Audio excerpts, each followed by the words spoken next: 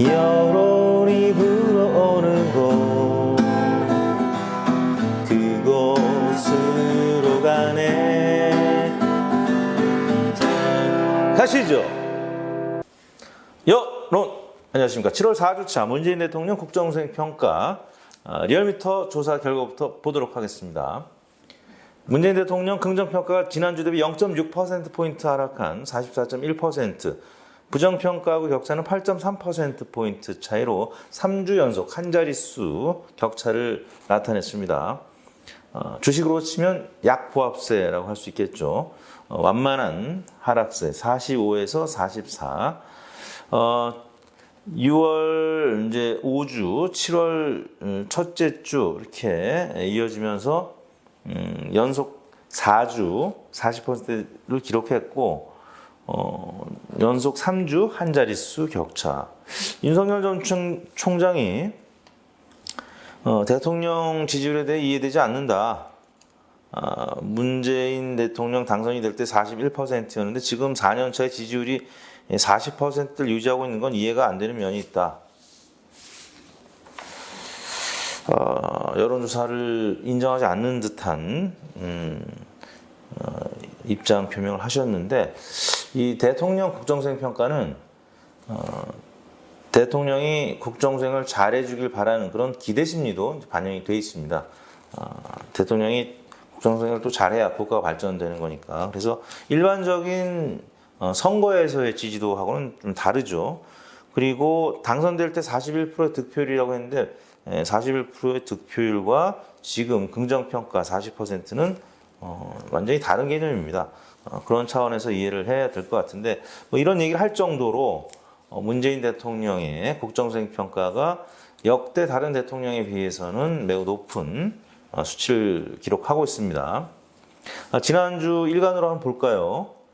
월요일 날은 45.1%로 시작을 했습니다. 김경수 전 지사가 재수감 되었는데 지지율에 큰 변동은 없었습니다. 화요일도 45%를 유지했고요.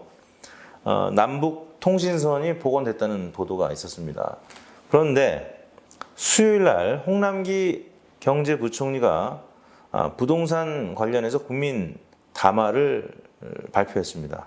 오히려 이것이 보수 언론, 보수 진영에서 조금 비판, 수위가 높아지면서 심지어 이런 보도도 있었습니다. 올 하반기 실수요자 외 부동산 대출 최대한 억제하겠다는 홍남기 부총리의 이 담화가 부동산 정책의 막장, 홍남기의 공포 마케팅 이런 식으로 보도한 사설도 있었습니다.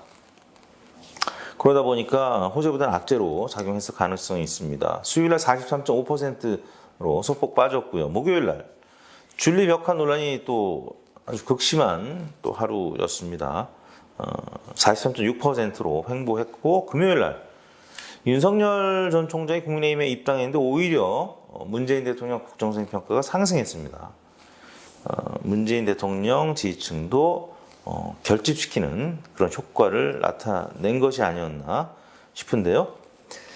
리얼미터 기준으로 하면 40대에서 긍정평가가 좀 빠졌는데, 지난주에도 언제 언급을 했습니다만 상임위원장 배분 문제, 법사위원장을 국민의힘에 배분한 것에 대해서 친문 성향의 유권자들이 좀 실망한 여론이 일부 반영이 됐었는데, 40대가 이제 문재인 대통령 적극 지지층이기 때문에 혹시 그런 것이 아니겠느냐. 또 하나는 이재명, 이낙연 두 양강구도의 네거티브 이 전선이 너무 좀 심해지면서 이 부분도 40대에 좀 영향을 미치지 않았겠느냐, 이렇게 생각이 드는데요. 여하튼 이 부동산 또 코로나 이런 어려움 속에서도 문재인 대통령이 지난주에는 남북 통신선이 복원이 되고 이 북한 관계가 좀 호전되면서 낙폭이 크지는 않았던 한 주간이 아니었나 싶습니다. 한국갤럽 조사는 지난주에 화수목 조사가 되다 보니까 40%로 횡보했고요. KSY 조사 월요일 날 발표가 됐는데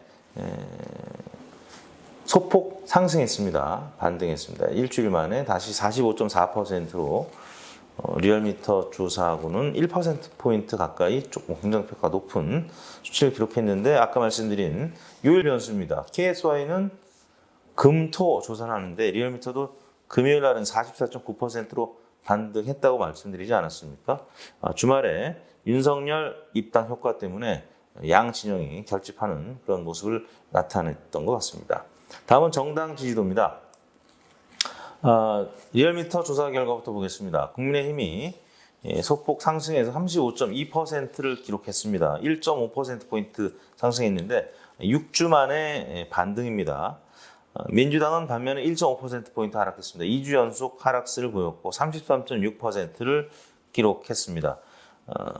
국민의힘은 금요일 날 일간으로 36.4%까지 올라갔습니다.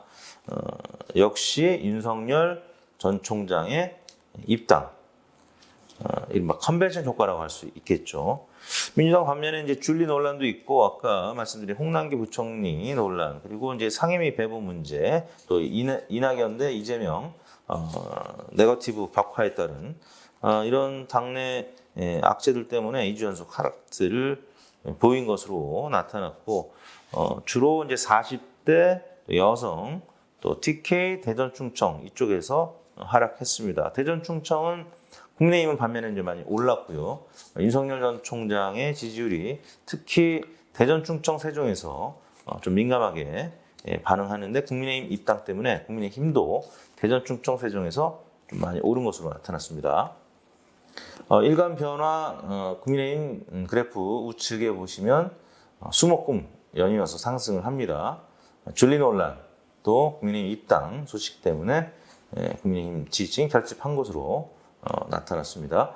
한국갤럽 조사는 국민의힘 28에서 28 큰 변동이 없었습니다. 반면에 민주당은 33에서 35%로 올랐습니다. 리얼미터 조사하고 민주당 지지율이 소폭 차이가 나죠. 한 1.4%포인트 한국갤럽이 높습니다. 반면에 국민의힘은 한 7%포인트 낮은 그런 모습이 계속 이어지고 있습니다. KSY 조사는 역시 리얼미터와 마찬가지로 국민의힘 소폭 올랐고 민주당 소폭 하락했습니다. 월화수목금 리얼미터 조사, 금토 KSY 조사인데 양상은 비슷했습니다. 반면에 한국갤럽은 국민의힘은 비슷, 민주당은 KSY 리얼미터와 반대로 좀 오른 모습. 약간씩 갤럽은 확률적으로 조금 더 KSY나 리얼미터보다 좀 다른 곡선을 그릴 때가 많습니다. 자, 그 다음에 차기 대선 지표인데요. 오늘 KSY가 발표한 내용입니다. 윤석열 32.3%로 많이 올랐습니다. 지난주 대비 한 5%포인트 가까이 오른 것 같습니다. 이게 조사가 금토 조사 됐으니까 윤석열 전 총장이 금요일 날 입당하고 나서 이제 이틀간 조사한 건데 바로 반영이 된 것 같습니다. 그리고 이재명 후보의 지지율도 소폭 올랐습니다. 반면에 이낙연 후보의 지지율이 좀 빠졌네요. 최재형 후보도 빠졌습니다. 윤석열 후보가 오른 만큼 이낙연, 최재형 두 후보가 영향을 받은 것 같습니다. 반면에 이제 추미애 후보가 좀 올랐고요.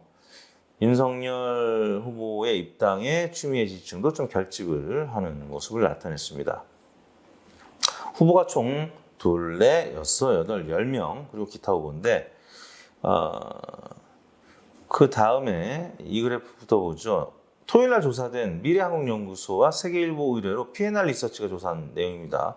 P&R 리서치는 머니투데이 의뢰로 조사하다가 윤석열 후보의 지지율이 높은 곳인데 갑자기 중단이 되면서 논란이 됐다가 몇 주 만에 다시 세계일보라는 의뢰사를 찾아서 오랜만에 조사했는데 윤석열 후보가 35.3%로 굉장히 높게 나타났습니다. 근데 이제 제가 조금 전에 KSY 조사는 후보가 10명이라고 했는데 이 조사는 2, 4, 6, 8, 9명 2, 4, 6, 8, 9명 이렇게 돼 있네요. 그래프에. 근데 이제 제가 더 주목하는 거는 4명이라는 겁니다. 보수 진영의 후보가 윤석열, 최재형, 홍준표, 이승민 4명밖에 없습니다. 안철수 후보도 지금 여기는 없죠. 또 뭐 하태경, 황교안 윤희숙 이런 후보들 다 빠져 있습니다. 심지어는 원희룡 후보도 빠져 있습니다. 그래서 P&R 리서치는 보수 후보가 4명밖에 없기 때문에 윤석열 후보에 보다 더 집중되는 효과가 있다라는 얘기를 하려고 제가 말씀을 드렸고요. 리얼미터 조사는 그거보다 훨씬 더 후보군이 많습니다. 오마이뉴스 리얼미터 7월 4주차에 이제 보도한 내용인데 여기 보시면 윤희숙 2%, 안철수 2%, 하태경 1%, 황교안 1%, 원희룡 0.8%니까 한 1% 되죠. 다 합치면 7% 정도 됩니다. 이 7%가 없다 보니까 윤석열 후보한테 쏠림 현상이 나타날 수밖에 없는 P&R 리서치의 조사 결과가 불가피하다라는 것인데 더군다나 이제 토요일날 조사했기 때문에 입당 다음날 조사했기 때문에 여실히 입당 효과가 반영이 돼서 무려 35.3%를 기록했고 다른 후보들이 조금 격차가 있는 2, 3, 4위 이런 순서대로 나타났습니다. 다시 KSI 조사 결과로 가서 범보수만 보면 윤석열 후보가 3.3%포인트 올랐습니다. 홍준표 후보 역시 2.4%포인트 올랐고 유승민 후보 횡보, 최재형 후보는 조금 빠졌습니다. 윤석열 후보가 오르면서 최재형 후보가 빠진 게 눈에 띄고요. 홍준표 후보 같은 경우는 이제 민주당 지지층에서 상대적으로 지지를 좀 더 하죠. 왜냐하면 두 가지 이유인데 홍준표 후보는 뉴스공장 등 진보 매체에도 가리지 않고 과감히 많이 나갑니다. 반면에 윤석열, 최재형, 안철수, 유승민 이런 후보들은 뉴스공장에서 거의 볼 수가 없죠. 진보 매체 잘 안 나갑니다. 두 번째는 홍준표 후보와 윤석열 후보 간에 한번 제대로 좀 붙어봐라. 그래서 윤석열을 견제할 수 있는 사람은 홍준표밖에 없다. 당내 주요 의원들도 그런 얘기들 하는데 그런 차원에서 일종의 역선택의 지표가 될 수도 있다라는 얘기를 제가 조금 전에 출연한 YTN 더 여론 코너에서 배종찬 인사이트 K 소장이 역선택 얘기를 했는데 일리 있는 얘기죠.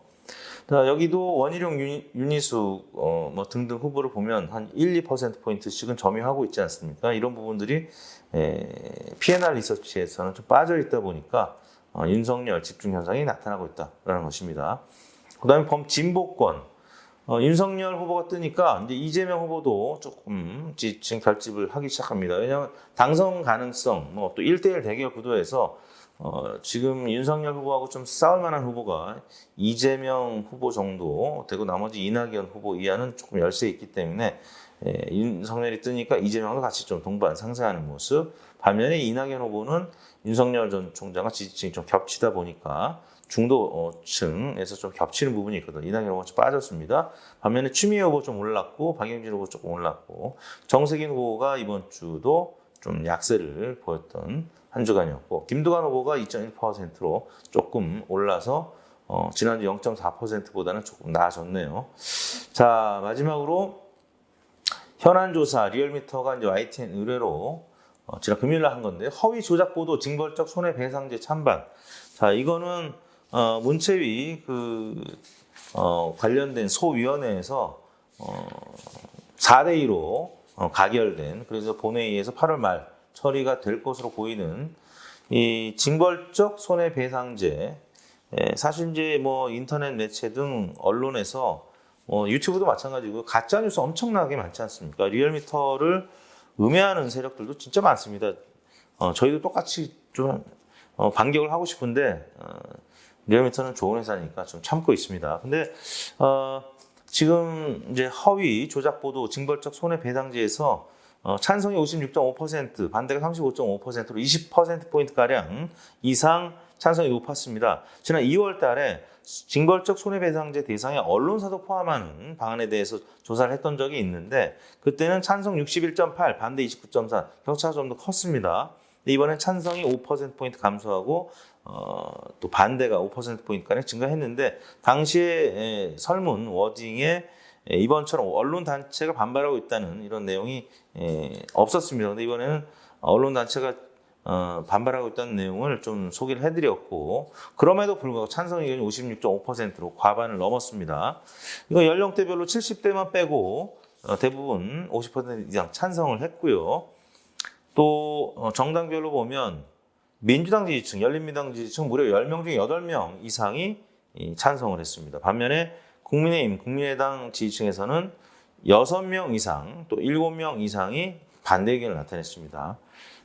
보수 진영이 역시 6명 이상 반대, 진보 진영은 8명 이상이 찬성, 중도층은 대략 한 15%포인트가량 찬성 의견이 높게 나타나서 전반적으로 찬성 의견이 많았습니다. 국민의힘 등 이 보수 야권에서는 뭐 반대를 좀 심하게 하고 있는데, 국민의힘, 국민의당 뭐 의원 합쳐봐야 민주당 의원들의 한참 모자라기 때문에 아마 이 부분은 본회의에서 가결이 될 것 같습니다. 국민의힘은 무려 물리력으로 좀 저지할 가능성도 있는데 통과될 가능성이 있습니다. 일단 언론사들은 좀 불편하겠죠. 근데 저희도 그동안에 많은 언론들로부터 좀 부당한 비판을 또 명예훼손을 당한 입장에서 이 부분은 좀 필요하지 않나, 저 개인적인 생각을 해보는데요. 자, 어떻게 될지는 8월달 하순에 본회의 결과를 보도록 하겠습니다. 자, 이것으로 이제 준비한 내용은 다 마무리를 하겠고요. 오늘 PD님 뭐 궁금하신 내용이 있다고 들었습니다. 네, 하나 있습니다. 네. 양궁 안산 선수의 페미니즘 관련해서 말들이 많은데, 네.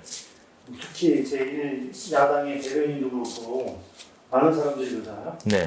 이 상황을 보고 있는 그 여론조사 회사 대표 입장에서 거시적으로 국민이 어떤 마음을 가져야 할지에 대해서 좀 네. 조언을 좀 해주시기 바랍니다.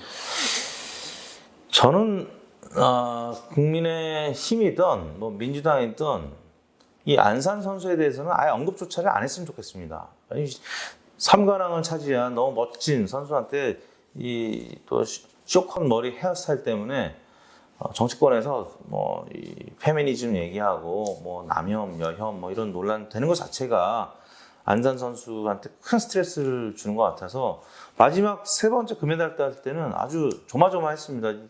국내 여론 이 스트레스 때문에 혹시 10점 못 쏘고 9점, 8점 쏘면 어떡하나. 근데 마지막 한 발 한 발 준결승 결승에서 결정을 짓는 한 발 거기서 10점을 쏘면서 아주 다행스럽게 정치가 예전에 이건희 삼성 전 회장이 사류라고 했는데 정말 사류 정치인들을 아주 매섭게 꾸짖는 듯한 10점 만점의 화살을 쏘면서 저는 종집을 찍었다고 보고요. 이 부분은 정치권에서 더 이상 좀 얘기를 안 했으면 좋겠습니다. 오히려 국내 체육 발전 그리고 해외 언론에 또 안 좋은 보도들이 계속 나가고 있기 때문에 그냥 입 닫고 있는 게 좋겠다 이런 생각 해보면서 우리 올림픽 선수들 너무 잘하고 있습니다. 지금 축구는 아쉽게 좀 8강에서 탈락했지만 야구는 또 이스라엘을 콜드 게임으로 이제 이겨서 올라갔고 배구도 잘하고 있고 그래서 우리 선수들 좀 보여줬으면 좋겠습니다.